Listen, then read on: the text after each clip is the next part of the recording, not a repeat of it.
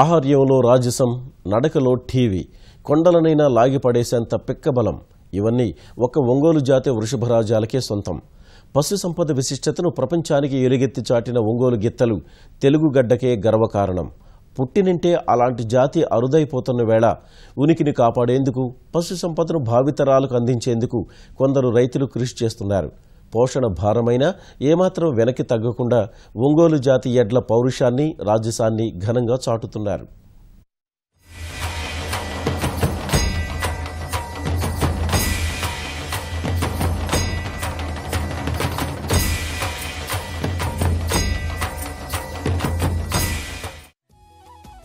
గుంటూరు జిల్లాకు చెందిన ఈ రైతు పేరు రామయ్య. వరుస నష్టాలతో ఆర్థికంగా చితికిపోయాడు. విలువైన భూములను తెగనమ్ముకున్నాడు. గడ్డు పరిస్థితులు ఎదురైనా కన్నబిడ్డల్లా పెంచుకున్న ఒంగోలు జాతి గిత్తలను మాత్రం వదులుకోలేకపోయాడు. ఎడ్లపై మమకారంతో అప్పోసొప్పో చేసి మరీ పోషణ కొనసాగిస్తున్నాడు.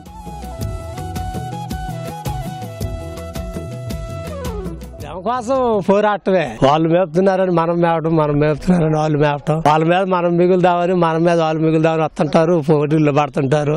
ఎవరు సక్తా కొంది వాళ్ళు పోరాడుతూ ఉంటారు. గెలుపు లేకపోతే ఒక విధంగా ఉంటుంది, గెలుపు ఉంటే సంతోషంగా ఉంటుంది. మామూలేగా పంచాయతీ అలసంది అంతేగా.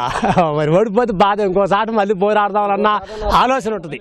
ప్రకాశం జిల్లా ఖమ్మం మండలం ఎర్రబాలెంకు చెందిన ఎద్దుల రంగారెడ్డి 18 ఏళ్లుగా ఒంగోలు జాతి గిత్తలను పోషిస్తున్నాడు.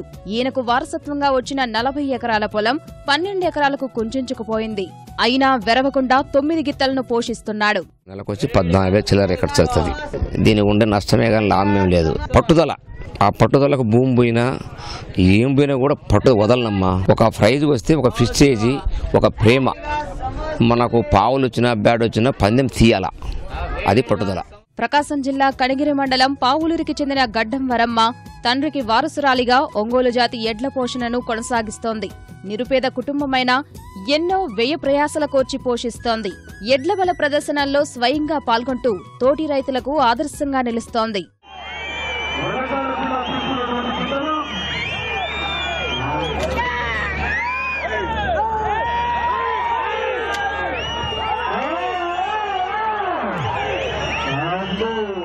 వ్యవసాయ పనులు, సాగు సీజన్ ముగిశాక పందెం కోసం కొందరు రైతులు ఒంగోలు జాతి గిత్తలను పెంచుతున్నారు.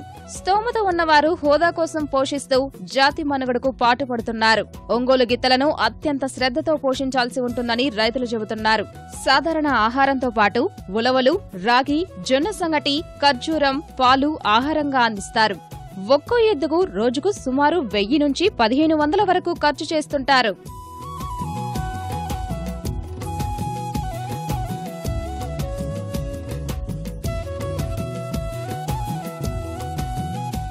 మేము దీనికి ఏంటంటే ఆ కొద్దిగా గొప్ప శ్రద్ధ ఉంటేనే, ఈ ఇప్పుడు 60-70 ఏళ్ళ ముసలోళ్ళు కూడా వచ్చి వీటిని చూస్తున్నారు, కర్రల మీద పోటేసుకుంటే మనలాంటి వాళ్ళు ఉంటేనే కదా వీటిని చూడగలిగింది అన్న ఆలోచన మీద మేము ఈ రకంగా ఇది శ్రద్ధ తీసుకొని మేపుకుంటున్నాం. మునాస భ్రమ చిన్నప్పుడు చేతుల మీద కాబట్టి భ్రమ, ఎద్దులు లేకపోతే నిద్ర పట్టదు, అందుకని మేము ఈ పని చేస్తాం సార్. అప్పోసపో ఒక 50 బిక్కి రావటం, ఆ 50 ఇందాక తిరగటం, మళ్ళీ ఇంకో 50 ఇంకో దగ్గర బిక్కి రావటం మన చిన్నకారు రైతుల పరిస్థితి. మేము ఎప్పుడు మాకు ఒంగోలు ఆవులు ఉండేయండి. వీటిని డెవలప్ చేయటం, మంచి మంచి ఆవులని మేపటం చేస్తూ ఉంటాం. ఈ సంవత్సరం చంద్రబాబు నాయుడు గారి చేతుల మీదుగా బెస్ట్ రైతు అవార్డు కూడా వచ్చింది పశుపోషణలో. వీటిల్లో ఒంగోలు జాతి పశుపోషకుల్ని ప్రోత్సహించేందుకు కొందరు ఔత్సాహికులు ఏటా ఎక్కడో ఒక చోట బల ప్రదర్శన నిర్వహిస్తున్నారు. పశుపోషకులకు నగదు బహుమతులు అందజేస్తున్నారు.